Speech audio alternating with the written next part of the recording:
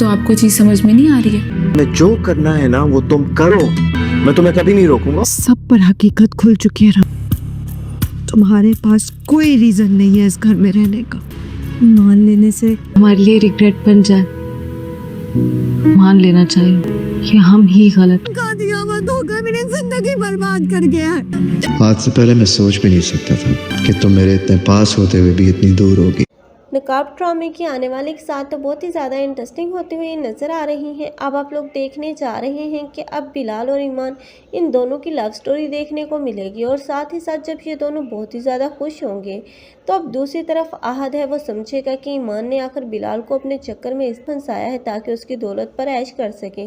लेकिन आहद तो बहुत बड़ी गलतफहमी का शिकार है। लेकिन जब उसके सामने अब तैमूर का चेहरा बेनकाब होगा तो वो तो दंग ही रह जाएगा। तब वो पछताएगा उस वक्त को जब उसने ईमान की बात पर यकीन नहीं किया था। लेकिन तब पछताने का कोई फ़ायदा नहीं होगा। तब ईमान किसी को भी माफ़ नहीं करेगी, क्योंकि ईमान के साथ जितना बुरा सलूक किया है उन लोगों ने, उसके बाद तो ईमान उन लोगों की शक्ल देखना भी गवारा नहीं कर रही।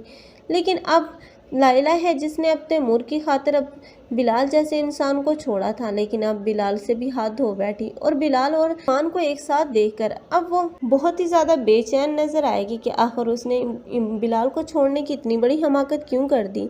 लेकिन अब स्वाय पछतावे कि उसके हाथ कुछ नहीं। दूसरी तरफ ज़ारा है, अब वो भी तैमूर से डिवोर्स लेती हुई नज़र आएगी, क्योंकि तैमूर जब वो देखेगा कि अब बिलाल की वजह से वो जेल की सलाखों के पीछे है तो वो अब ज़ारा से बात करेगा कि मुझे जल्द से जल्द इस जेल से बाहर निकलवाओ। और ज़ारा जो चाहते हुए भी अब उसे जेल से बाहर नहीं निकलवा पाएगी, तो ऐसे में गुस्से में आकर अब यही तैमूर होगा जो ज़ारा को डिवोर्स दे देगा।